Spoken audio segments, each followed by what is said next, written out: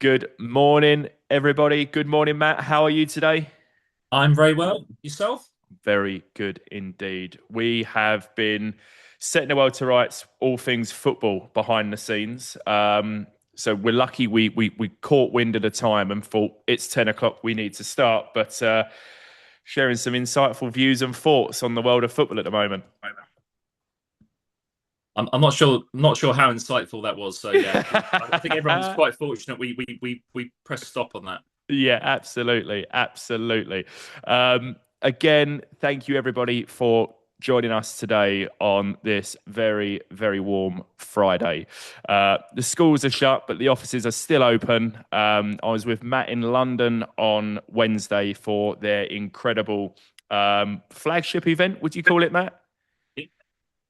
It was pretty good. Thankfully, the trains were empty. The venue was incredible, very nice and cool and air conditioned, but leaving was tough, wasn't it? Did you have to get the train back as well?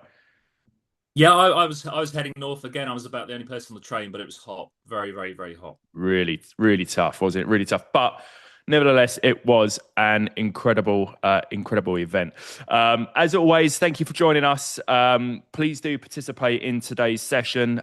Any questions at any point, please drop your questions.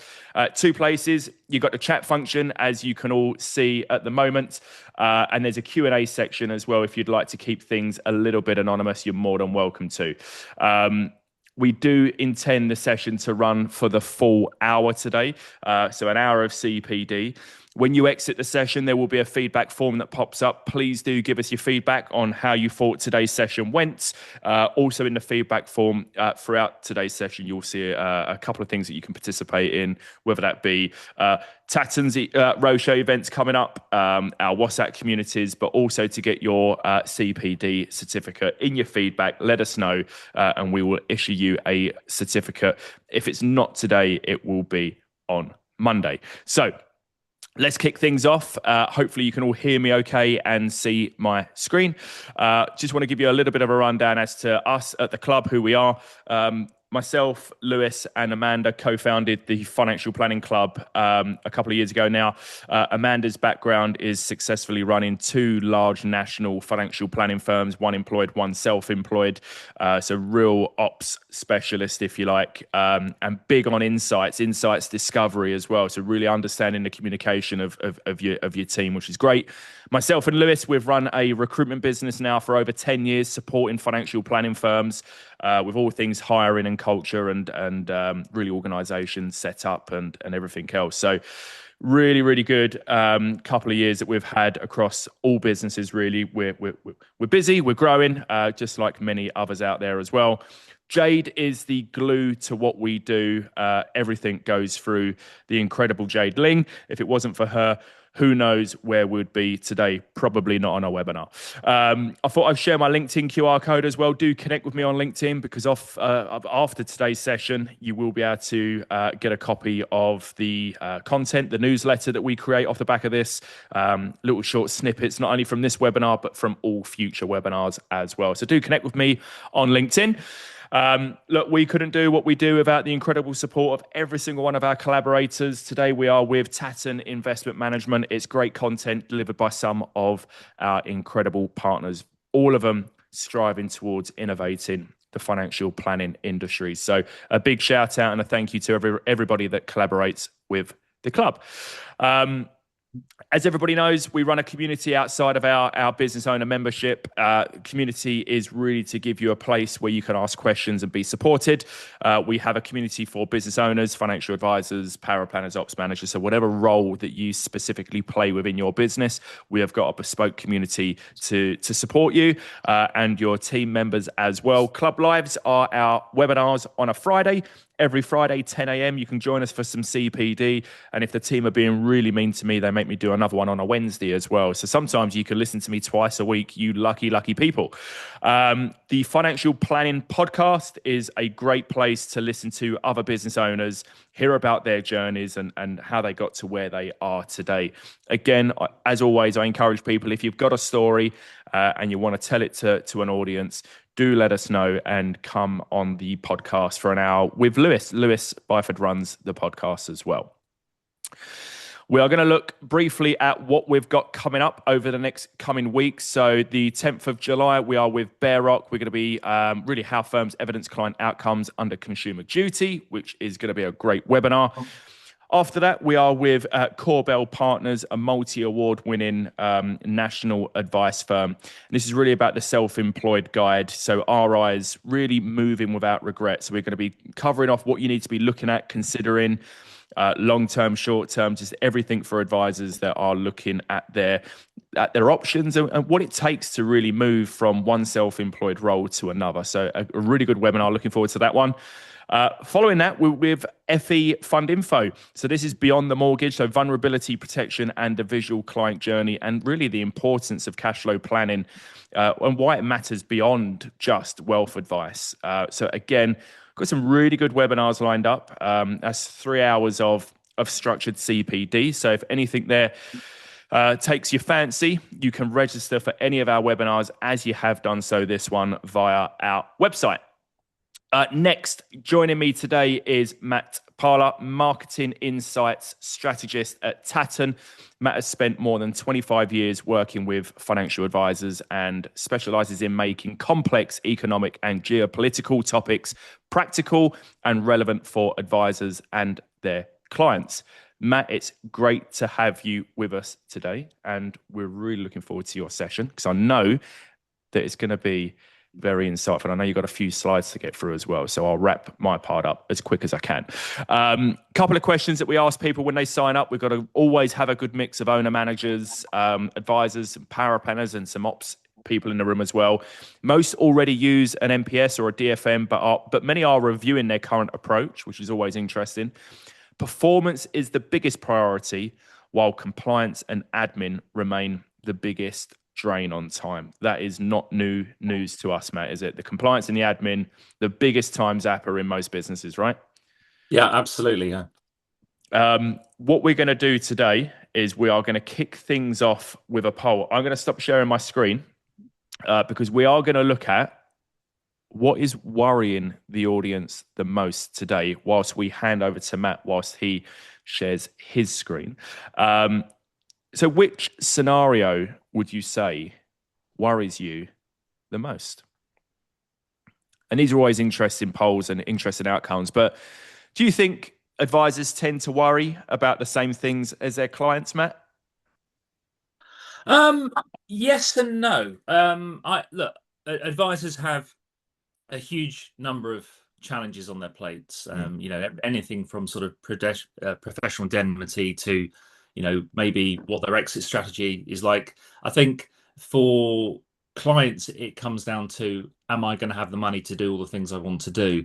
And that's why advisors are really so important. At Tatton, we talk about the value of time as a currency. And you may have heard my colleague Justin or possibly Ross talk about this in the past.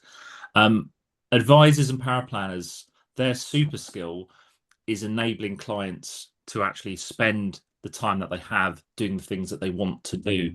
Whereas, of course, for advisors and power planners, there's so many other sort of regulatory facets, the technology side of things. But at the end of the day, we're all human beings. We all have similar challenges as well. Yeah, absolutely. Absolutely. So in terms of the outcome of that, I'll just end the poll, share the results for everybody to see. And look, I think we're pretty even across the board in terms of recession, cost of living rise, and UK government debt crisis. Is that where and what you expected from the outcome of this poll as well? Yeah, I mean, in terms of that first question, putting aside the sort of the day-to-day worries of how you pay your mortgage, I think that's pretty fair. I think there's so many different news stories at the moment. Yeah. You've got to wade through all of the noise in the background, and look, I think for most people it's paying your mortgage, being able to look after your family. It comes down to cost of living, it comes down to inflation. This is it, right? Because the headlines and media coverage, it massively influences the concerns clients bring into meetings, right? It's what they see, it's what they hear, and it ultimately affects how they feel. And you being the advisor, you're going to get the full raft of after that sometimes. Yeah, absolutely. Yeah. So just checking there, can you see my I can first see your slide on screen. screen? I Result. certainly Okay, can. I've managed to negotiate my way through the technology. Now, can you also still see me on the screen? I can indeed. I can indeed. Fantastic. So just for the audience, I've turned off my fan at home because of the background noise. So if you keep an eye on me over the next 45 minutes or so, you'll probably see me slowly change color as the temperature rises in my office. So Yeah. that'll give you something else to amuse you as well. And we won't mention what the red shirts are behind you either, right? Just we won't talk about it. We don't want to upset the audience just yet. Okay, fine. We'll I'm move. always very careful to not offend people Sorry, with I, my I choice of didn't mean to football bring that team. up so early on, Matt, to be honest with you, but that's fine. Well, that's why I blurred it out. I don't want to distract anyone. There's no need to be embarrassed, mate. It's fine. Cool. Right. Well, in which case, shall I subtly move on to Over to the you, the sir. Over presentation? to you. Right. Okay. Good morning, everyone. It is fantastic to have this opportunity to talk to you all today. I hope you're safe and well. I hope, most importantly, you're nice and cool, and you've probably got your fan going in the background. So I'm very jealous. I'm sure that some of the people on the call have heard me speak previously. I say I've been in the industry for probably far too long for anyone to care to remember. My role at Tatton is a fantastic one for me because I'm part of the investment team, but I also get to work with the distribution team and marketing as well. And Lee summed it up there. I try to take complex ideas, break them down into bite-sized chunks and stories and anecdotes that you can take away and use with your clients. So I've called this current presentation Navigating the New World Disorder, and I'll explain what we mean by that in a second. Just a quick reminder of the learning objectives for today's session. Time-wise, I'll spend the bulk of the time I've got today on the first section, so don't worry too much if you feel like, gosh, this is going to run on. It gets pretty punchy from there on in. If you look at the three images on the left-hand side of the screen, this will give you an idea of how we move through the learning objectives for today's session. So we're going to have a look at some of the key themes that are impacting volatility and returns. Then we'll have a look at the outlook for inflation and growth. And then in the last few minutes, we'll just consider what this means really in terms of different asset classes. So let's then look at those key themes for this year and arguably into next year as well. Now, broadly speaking, I put these into two categories. There's what I call the New World Disorder, and I'll explain exactly what I mean by that in a second. And then there's the rise of AI, of artificial intelligence. And what really unites these themes is we know that change is coming. In fact, we're already experiencing that change right now. I mean, we were talking about this again before today's call, talking about technology and how quickly things seem to be changing. But these two themes are also united by the huge degree of uncertainty out there. So we know that change is happening. We know even more change is coming very quickly towards us.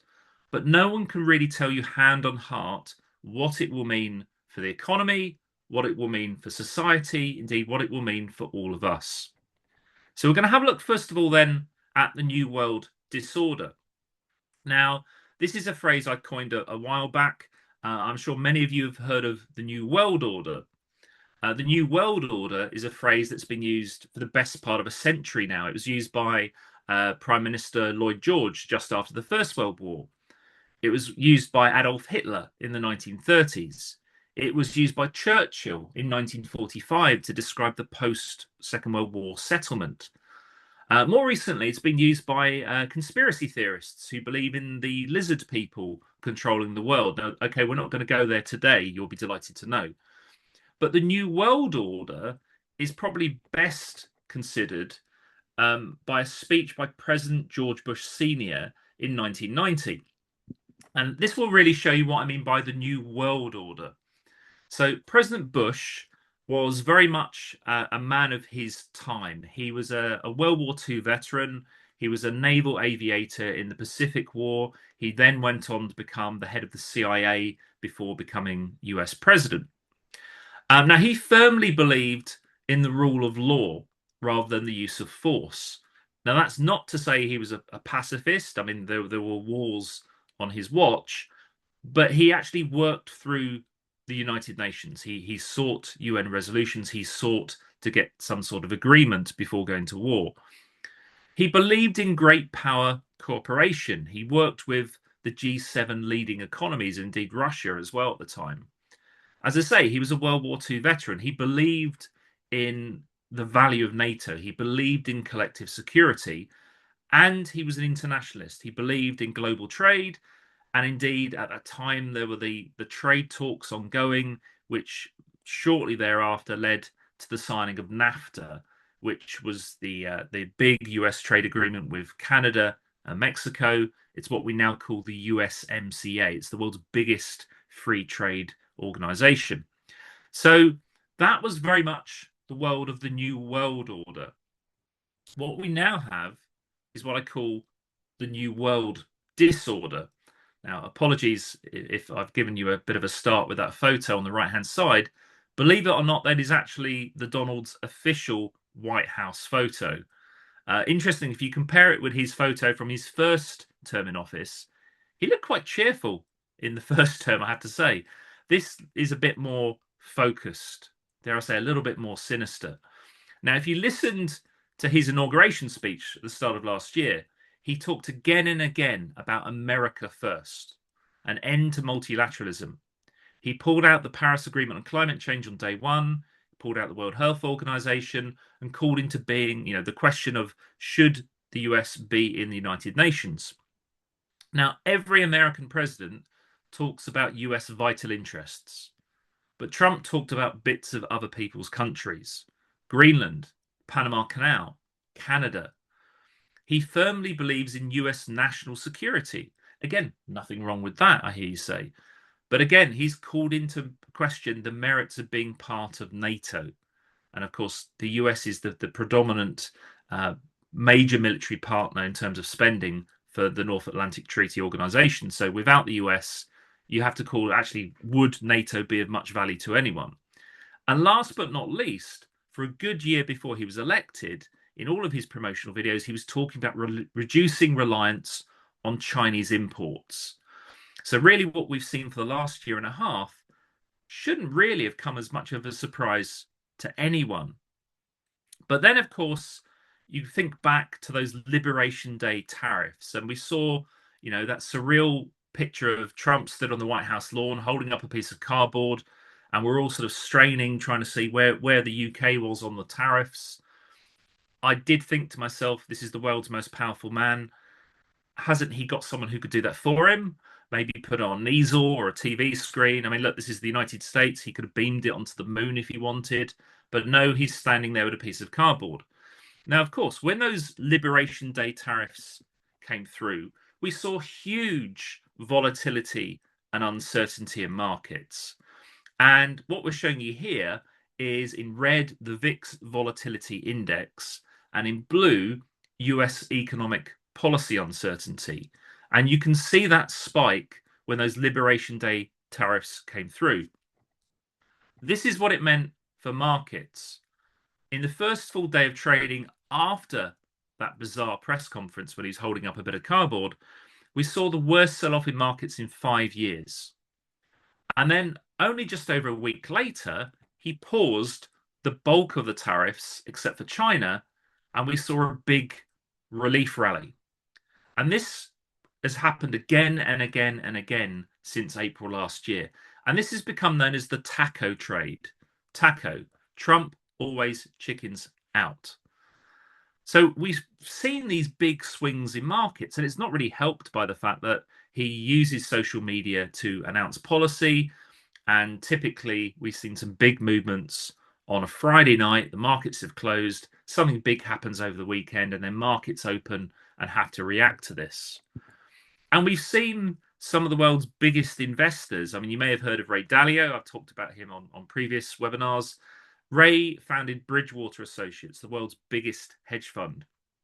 And again, a quote here from him: the current world order has broken down. We're in a period where there are no rules, might is right, and there is a clash of great powers. Now, of course, when he talks about a clash of great powers, he's talking about US-China rivalry. And this is some research from Pew Research. They're a leading political commentator in the US. And you can see actually it was when President Xi was re-elected in 2017 that American views of China began to deteriorate. And that was when Xi consolidated his power base domestically, began to flex his muscles on the world stage, and you saw China building military bases across the South China Seas, beginning to threaten the likes of Taiwan, border disputes with India, espionage in Australia, and we had those surreal pictures of Chinese spy balloons hovering over American missile silos in the American Midwest. Now, again, if you look on the right-hand side, it actually looks like, well, maybe impressions have improved over the last year or so. Having looked at the underlying data, this is actually more about left-leaning Democrat US voters thinking that Trump is more of a threat than President Xi. And that really tells you how far we've gone down the rabbit hole now. So it's fair to say that US-China relations are not good, despite the recent visit by Trump to China. Now, there are a whole host of areas of huge rivalry between the world's two biggest economic and military superpowers. Of course, tariffs and trade has been the real eye catcher over the last year and a half or so. It was the reason for those Liberation Day tariffs. This was what he was talking about in his campaign videos. But they are the world's biggest spenders on military tech. And this battlefield that's brewing is all about rare earth minerals, and it's about artificial intelligence. And we're going to go into some of these themes in a bit more detail later on in today's presentation. So that's what we mean by the New World Disorder. We're going to look next at the rise of AI, but before we do so, we've got a second poll for you. Right on point. Well done. We were both worried about whether we was going to forget to run this poll because this slide is used twice. It's not the first time, on the second time. So, how do you believe AI will impact your role as an IFA over the next 3 to 5 years? And AI is huge. We've done plenty of webinars on AI. But do you think there's any particular skills that advisors will need to develop as AI becomes more widely adopted? Do you think, Matt? I'm a firm believer that AI is a tool like any other. So it's like your smartphone. It's like the various financial apps you will have on your phone. I think it's a benefit, particularly for power planners. Again, I don't see this replacing power planners, for example. There are a whole load of fears that this, why would you need a financial advisor if you can do everything with AI? AI. I mean, again, why would you need a fund manager? You can do all this yourself, right? At the end of the day, we are a social species, and people need to trust people. And Tatton, we take our responsibilities very seriously as effectively the investment advisor's investment manager. And we very much focused on our service proposition. And so, to be fair, our advisors and power planners. And I do think that our mutual clients, the lucky 9% of people in the UK that have access to professional financial advice, have made a choice that they want to deal with a human being. Yeah. And I don't know about you, Lee. When I phone up a provider, I'm checking my pension or whatever, I try to work out the way that I can get to speak to a human being. Yeah. I don't want to deal with the automated system. No. And again, it's not that I just don't trust it, but I would much rather speak to a human being. So for me, for the advice industry, AI is all about tools that can help advisors and power planners, but it really shouldn't be seen as a threat.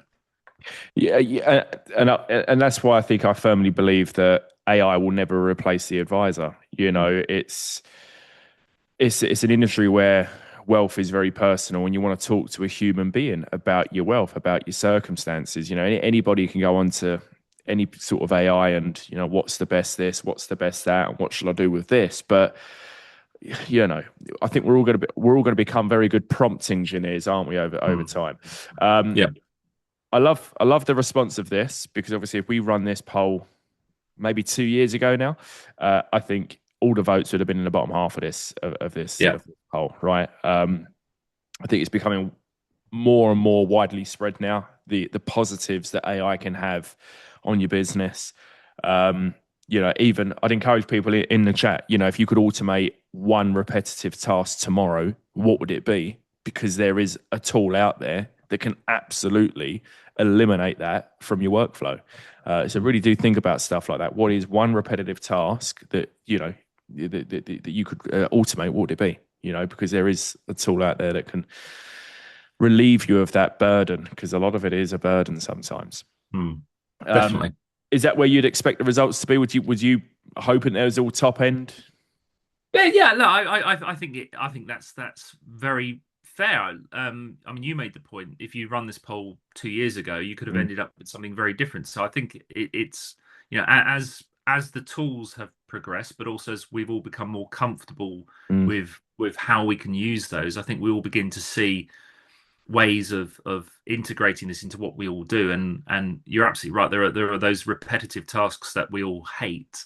mm. If we can, supplant or replace some of those, that's fantastic. I think we also need to be conscious of, we're still in a world where the AI can hallucinate. Yeah, So as much as it's great to sort of take the human element out of some tasks, I think you also still need to have a degree of human oversight. We have to own the responsibility. We can't just say, I used AI for this, so it's not my mm, fault. That's not how the clients will see it. But certainly I think there are tasks where you can, certainly supplant what we all do with AI. So I think yeah. it is a win-win. And I think that's where it's important that when you implement AI into your business, it is, the specialist AI providers out there, that work within the FCA guidelines and boundaries that's trained not to hallucinate and just work with the information that it's got. We all use Copilot. Well, a lot of people use Copilot.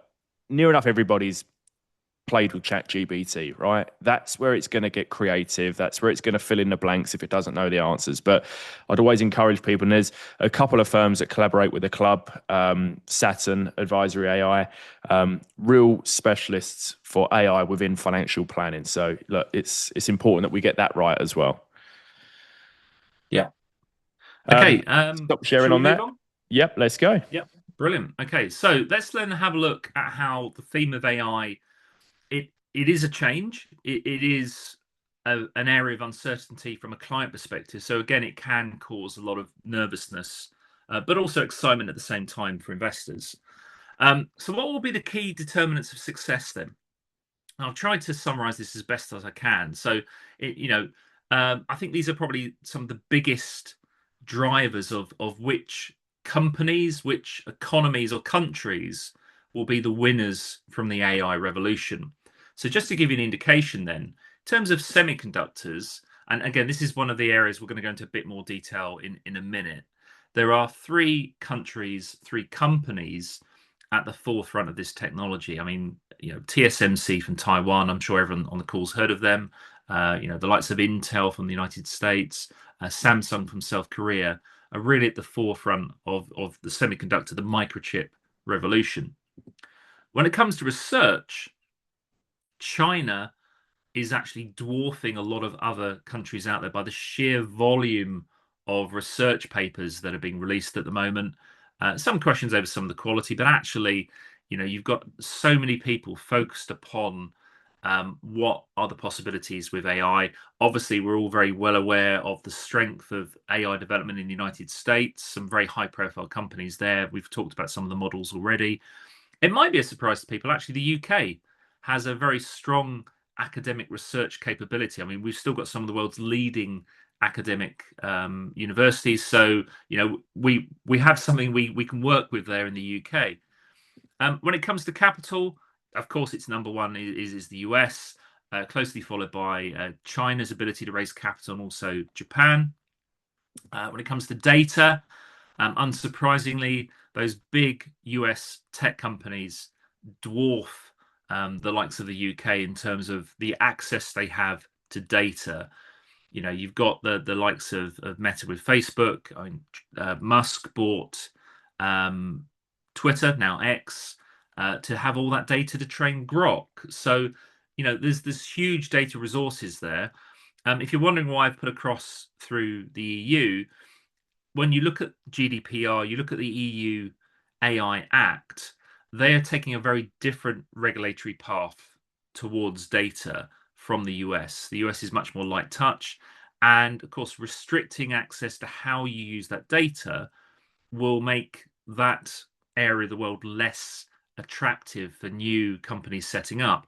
Now, I'm not saying there's a right or a wrong way, because you may think, well, hang on, I'm actually quite pleased if I live in the EU that the EU is protecting my personal data in perhaps a way that you wouldn't necessarily in the US. But that will have potential consequences for where the winners and losers will be. Same goes with energy. The US are now net exporters of oil and gas, largely because of fracking. They have huge energy resources. Again, China is leading the world in sustainable resources, solar, wind, hydro, but they're also using heavily oil, gas, coal, and nuclear as well. They're just getting their energy from wherever they can. France, a number of years ago, focused really upon the nuclear path, a lot of time and money to invest in that. But France now has lower energy costs than the UK. And just putting the UK into perspective, we have the highest industrial energy costs in Europe. So that puts us at an immediate disadvantage when you're looking at where those AI data centers will be housed, not least on a hot day like today when everyone wants to turn the aircon on. When it comes to rare earths, there is only one real player in town. Again, this is one of these areas we'll look at a bit more detail in a second, but China dominates the world in terms of rare earths. When you harness AI with robotics, you need to have an established industrial manufacturing base. And again, yes, China's in the mix, also to be fair, the US as well, but really you've got the industrial heartlands of Germany and Japan, which can also do some very exciting things with robotics as well. And then last but not least, I've mentioned it once in passing, regulation. The US and the UK have taken a very different path until now in terms of regulation from the EU. So the US is very much light touch. Now, there are pluses and minuses to that. That means that it does attract tech entrepreneurs, but it also means you're taking risks. So mistakes will be made along the way. The EU, on the other hand, as I say, they have GDPR, they have the EU AI Act, very much cautious in terms of how they approach AI. Now, until recently, the UK was much closer to the US model. You may remember several prime ministers ago, now with Rishi Sunak, that surreal summit he held where he was interviewing Elon Musk. He also announced a safety institute. Now, that is in effect a sandbox in which companies can try out their AI models before they're released to the consumer. And that was really as an alternative to having a heavy handed regulator. If you listen to some of the mood music there in the UK at the moment, we're aligning ourselves more closely with the EU model. So that means that potentially we're going to move more towards their model in terms of data and regulation. And in AI terms, that potentially puts the UK into the slow lane. So I have to see how that plays out, particularly with a new prime minister waiting in the wings. Now, looking at some of those areas in a bit more detail, first of all, research. This is data from ASPI. This is an Australian institute. It started life actually as a defense institute. They now measure something like 80 critical technologies around the world, and they measure the flow of academic papers by leading institutions. And for AI, there are 6 critical areas they cover, and you can see that they believe at the end of last year that China was leading in 5 of the 6. The US closely behind, interestingly, India in 3rd place. But also you can see there, as I mentioned earlier, the UK still has a strong academic research capability, although many of the students, of course, are overseas students and then take that knowledge back to their own countries when they finish their courses. But it just shows you that actually there is so much research capability out there. Now, it's all very well having the research capability, but AI is powered by semiconductors, in other words, microchips. And we measure the power of these semiconductors and how small they get. Because the smaller they get, the more computing power you can cram into a device, whether it be a mobile phone or, dare I say, a missile. Now, 20 years ago, on the left-hand side of the screen, 90 nanometers was leading edge technology. To give you an idea, 90 nanometers is the same size as the coronavirus. So it's very, very small. And 20 years ago, there were 18 companies at the forefront of this 90 nanometer technology. Roll on to 10 years ago, and 10 nanometers was cutting edge. Now, 10 nanometers is the amount your fingernails will grow in 10 seconds. Now, I know that as soon as I say that, someone on this call, I can't see you on camera, but I can just imagine will be staring at their fingernails, watching their fingernails grow. So anything I say in the next 10 seconds won't sink in. So are we there? Good. I'll move on. Now, there were 3 companies at the forefront of this technology, and I've already mentioned them. TSMC from Taiwan, Samsung from South Korea, and Intel from the United States. Now, less than 5 years ago, 3 nanometers was cutting edge. 3 nanometers is about the same size as a strand of DNA, so we're getting ridiculously small now. And again, it was TSMC and it was Samsung at the forefront of this tech. Now it's 2 nanometers. That's so small, I haven't even got an image or a story I can relate. I mean, if you've got 50,000 2 nanometer chips stacked to them one on top of the other, that would be the same height as a piece of paper. It's that small. To put this into perspective, SMIC from China, we believe, can make something in the region of a 5 to 7 nanometer chip, although they may have used technology from the Dutch firm ASML to do that. Beijing University has announced a chip made from bismuth. Microchips are normally made from silicon, but Beijing believe that a bismuth chip is more powerful than a 3 nanometer chip and actually uses less power. But we don't have the independent corroboration of that. But you can see, really, when it comes to semiconductors, TSMC of Taiwan has been leading the way. And that's why it's known as Taiwan's Silicon Shield, because Taiwan produces about 90% of the world's most advanced microchips. I've mentioned China's domination in many areas. You probably heard of the Belt and Road Initiative. This is a huge infrastructure project around the world. It's designed to improve trade, but it also opens up the world for China in terms of natural resources. And you can see on the left-hand side, in terms of reserves and production on the right-hand side, China has a dominant position in rare earth minerals. Now, these are the minerals that are used to make the microchips. So they have roughly half the world's reserves, but 2/3 of the world's production. Now, you could argue that this is explaining some of the method to Trump's madness, because when he was almost ranting about having a mineral deal with Ukraine, or maybe annexing Greenland, or having the Australian Prime Minister in the White House, this is why. Because he realizes that rare earth minerals are America's Achilles heel. They don't have access to enough rare earth minerals. At current production rates, the US has about 35 years worth of reserves. China has about 160 years of reserves. So they are playing very much the long game. So we know that the US needs more rare earth minerals. In fact, this week, China's just placed export controls on rare earth minerals going to companies working in the US defense sector, because they know that the US has depleted its supplies of rare earths in the recent conflict in the Persian Gulf. So they are really turning the screw. As a consequence of that, the US has launched something called the Pax Silica Initiative. Now, this sounds like a Netflix season. It's not, although it'd be a great name for one.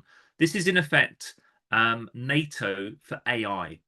This is about creating a supply chain all the way through from the rare earths, all the way through the logistics and the finance to producing the semiconductors. And as you can see from the countries which have signed up at the bottom, this is designed to exclude China from that supply chain. So you may not have heard of Pax Silica previously, but you will hear more and more about this in the future. Now, what does AI mean in terms of the economy? Because, well, historically, when we've had these big technological advances, whether it's the steam train or electric power or the internet, historically we've seen interest rates rise. And the reason for that is the enormous capex spend, the enormous expenditure of capital to build out the infrastructure. So it's entirely possible that we could see higher interest rates over the short to medium term because of the amount of money that's going to be spent in terms of boosting the infrastructure for these new technologies.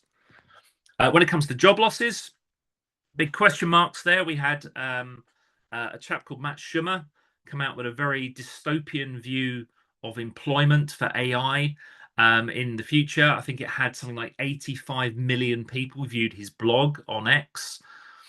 This is putting some perspective on that. You know, could you argue that actually fears of mass job losses are misplaced?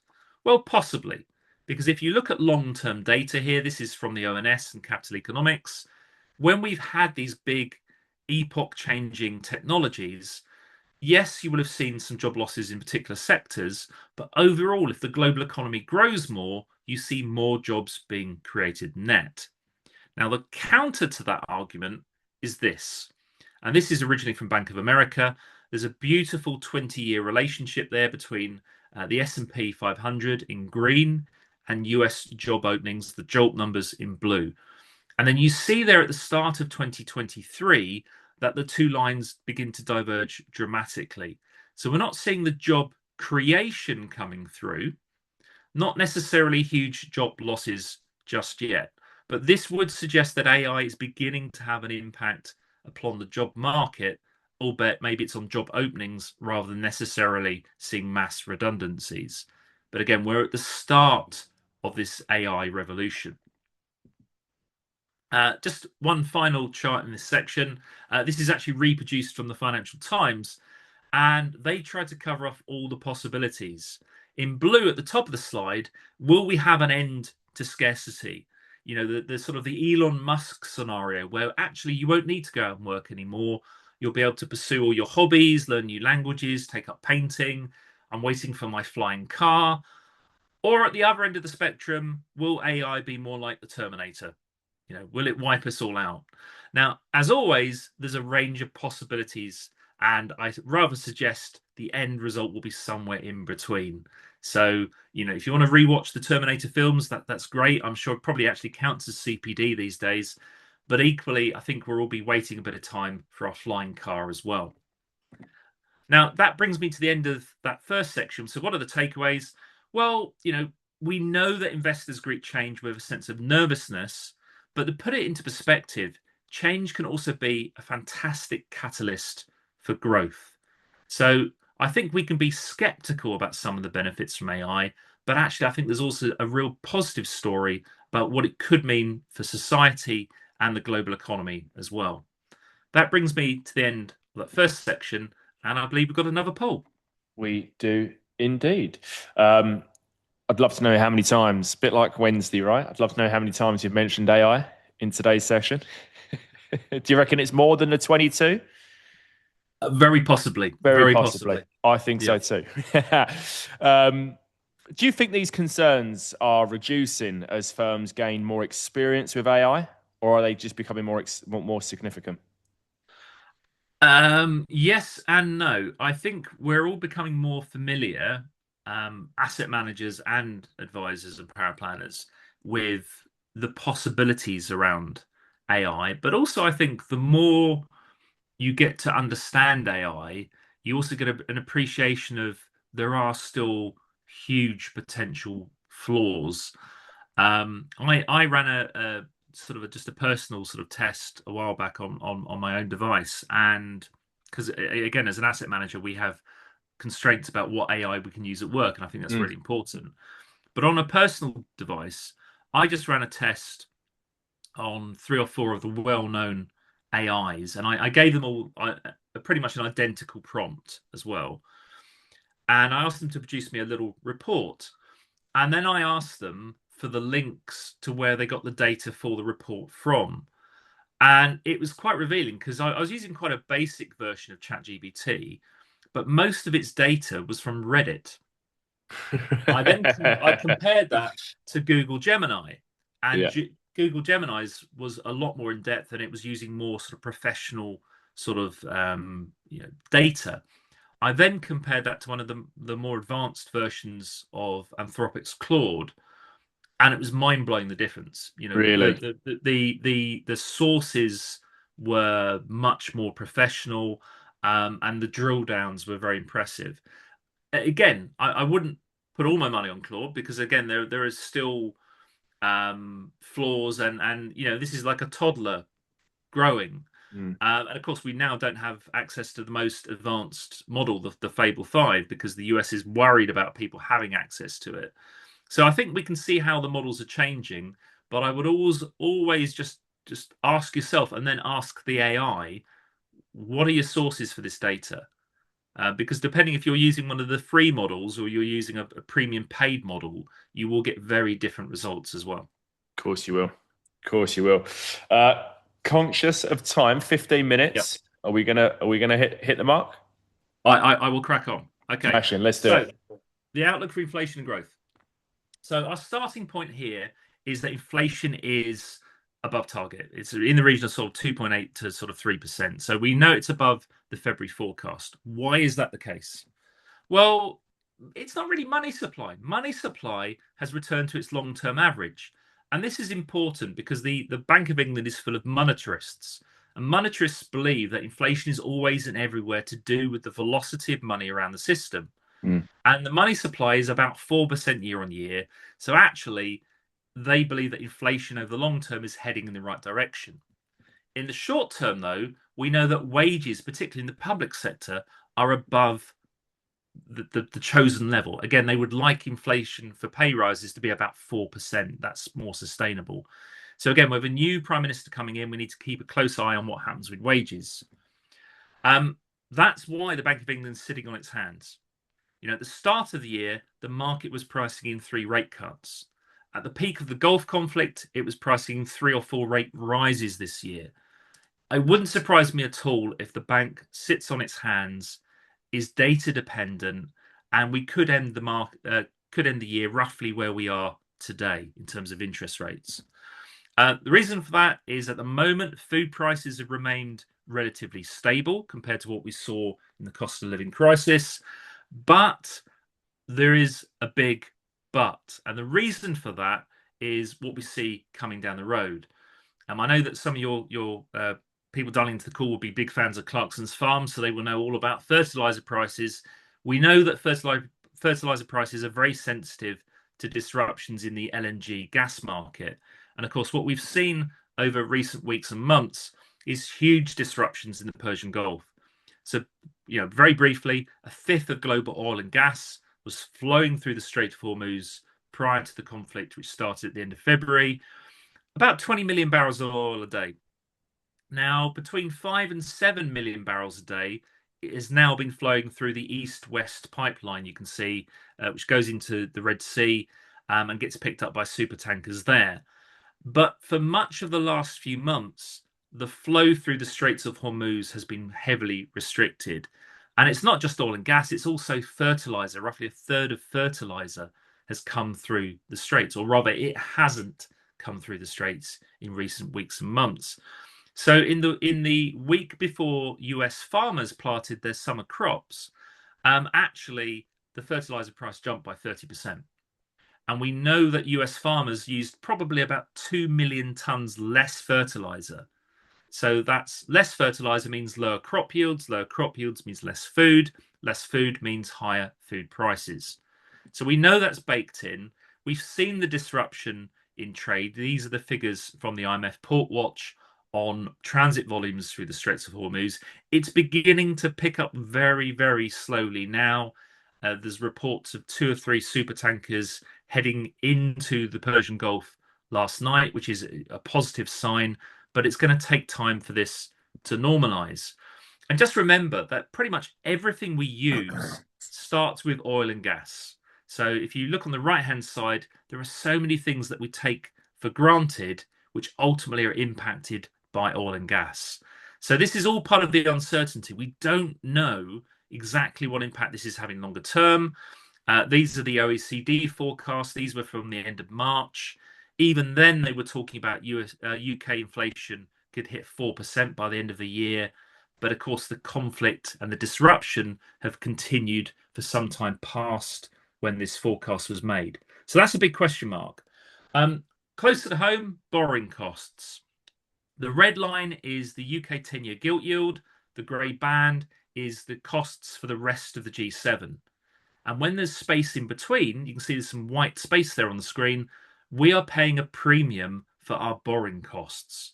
We pay something like £120 billion a year to service government debt. Here are the 30-year numbers for the long end of the gilt market. So this premium that we pay is largely a feature of where markets believe UK inflation will be. It's been a lot more sticky in recent times. We've also added employment costs for business. And there's also a concern in there from a political standpoint about change in terms of government. Again, we saw this with the Liz Truss mini budget.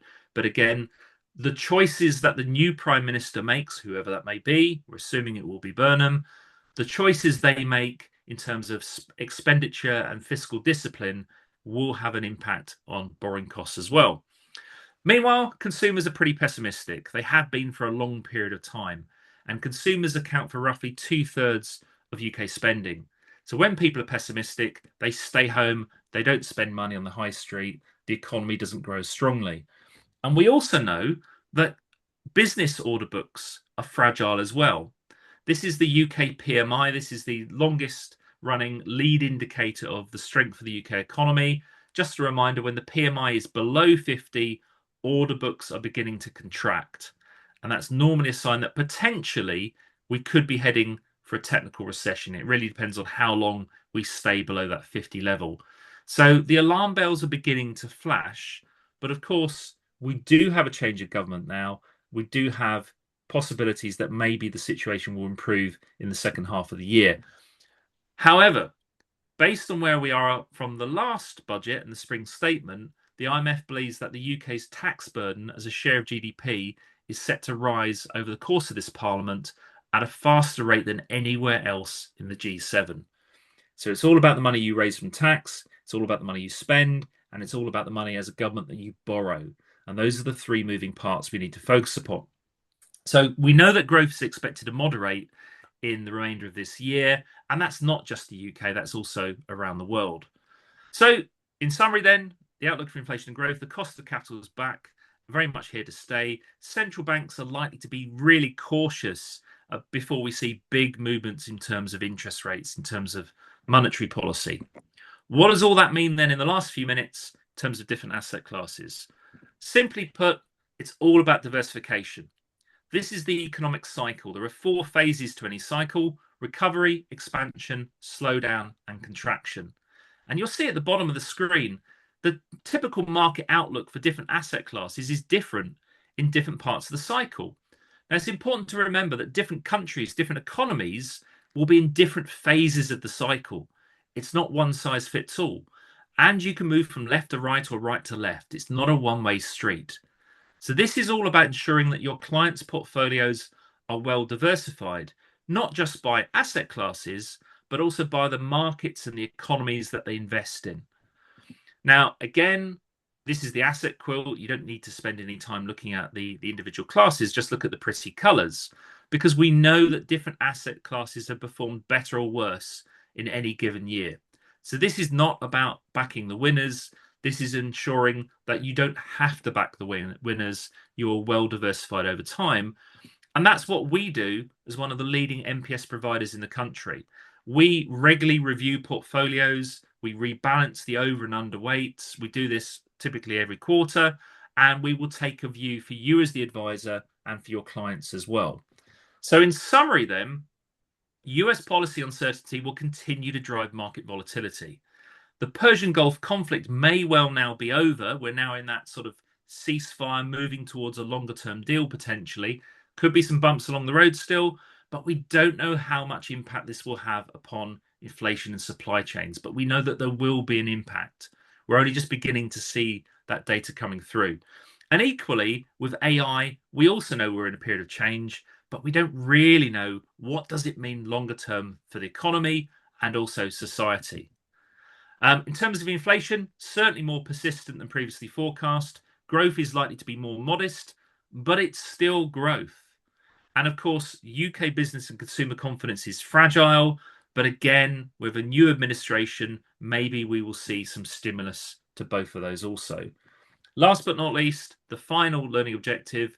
As I say, volatility is here to stay. This is the new world disorder. Change is a constant. Diversification is absolutely key, and regular reviews of asset allocation is essential.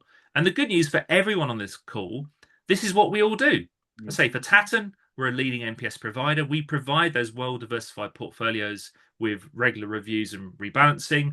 And for you as advisors and power planners, this is about your value add. This is what you do for your clients. And this is why financial advice is so valuable. And that's why we would love to grow the share of the UK population that has access to a financial advisor. So thank you to everyone. That's everything from me. Just a reminder of your learning outcomes. And I'll now hand back to Lee for any questions you may have.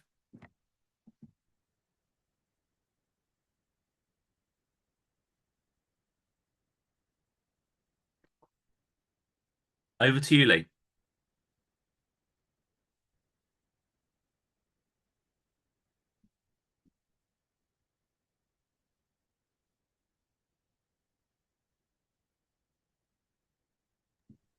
And my mic was muted, so thanks for that. Mate, thanks for that. Very insightful. I hope the audience and the attendees all found it very insightful as well. We have had a couple of questions come in. One of them, I think they know you personally, so I'm going to leave that one till the end. Any thoughts on the current UK political situation? I was going to say, how long have we got? So look, we are in this sort of limbo land. There is a nomination process for leader. Everyone is pretty much assuming now it's going to be Andy Burnham, but the nomination goes on the 15th of July. So if it's uncontested, it will be Burnham announced on the 17th of July. If there is a contest, we then have to wait till the end of August, September, but it's almost certainly going to be Andy Burnham. I think the most important thing for markets is the choice of chancellor. And again, various names have been mooted. Could it be Streeting? Could it be Miliband? Could it be someone else? We just don't know. A positive, he has appointed some advisors who have a good background in the markets and the economy. Richard Hughes, ex-head of the OBR, Andy Haldane from the Bank of England, and Jim O'Neill, another leading economist. So he's got some good people around him. Again, the question mark is, will he listen to them? And what are his plans? You know, he could cut welfare spending, but just remember, it's still the same 400 MPs that blocked Rachel Reeves from cutting welfare spending previously. Again, honestly, I'm sitting on the fence. Yes, it's going to be Burnham. Anyone else would be a massive surprise, but we just don't know yet what it means from a fiscal perspective. And as I say, so there's three levers. What happens with tax? What happens with spending? What happens with borrowing? And that will drive the prospects for the UK going forward. Yep, makes sense. Just being conscious of time. Obviously, we're a couple of minutes out from the hour, so if you do have to shoot off, please do so. Please give us some feedback on today's session. It's important to us. It's how we improve what we do when it comes to delivering our content. Two more questions. Should we be worried about China and Taiwan? Potentially, yes. The Americans certainly are worried, and if there was any attempt by China to do a Russia in terms of Ukraine, then that is one of the world's busiest shipping lanes, and we've seen the disruption in the Gulf from disruptions to trade, but also it is the home of the high-tech market. So look, it doesn't have to be that way. It's possible that China chooses to wait, and maybe we get a demographic change. But longer term, we probably should be worried about China's designs on Taiwan. Fine. Can someone be sent a copy of the slides? Yes, of course. Yeah. Fantastic. Final question. Are you excited about GTA 6? Yes, that does sound like somebody who knows me very well. I'm very, very excited as a gamer about GTA 6. From an investment perspective, it will be the biggest entertainment launch ever. It is so big that it will actually potentially distort US consumer spending numbers later in the year. Pre-launch was yesterday. The actual launch of the game is in November, I believe. I've got it marked in my diary. To put this into perspective, Avengers Doomsday is expected it could take 350 million on day one, probably 3 to 3.5 billion of revenue over the launch of that blockbuster film. If you look at the pre-launch numbers for GTA 6, I think off the top of my head, day one they're looking at 1.5 to 2 billion, maybe 8 billion over the first 2 months. And then there's all the add-ons and all the regular income that comes from it as well. So as a Huge, gamer, isn't it? I'm very, very excited about it. And it is actually the reason I bought a PlayStation 5. So Yeah. hugely excited. Hasn't the launch day kept being pushed back? Is that right? I'm not a It had. massive I gamer look, myself, but we've been waiting for GTA 6 for about a decade. So, really, but it fine. is now coming. So, as I say, not just as a gamer, but as a phenomenon. I mean, it will be the biggest entertainment launch of content we've ever seen, and these modern games blow the big blockbuster films out of the park in terms of Yeah. budget as well. Yeah, absolutely. Well, thank you everybody for coming along. Unless anybody's got any final questions, Matt is the man. If you've got any question, let us know. We'll happily get them answered. If not, thank you for joining us for another week at Club Live. As always, stay cool over the weekend. It's going to be extremely hot today and over the weekend. Good news is it is supposed to cool down a little bit to 26 degrees. Amazing. Rewind a couple of weeks ago and 26 degrees is hot.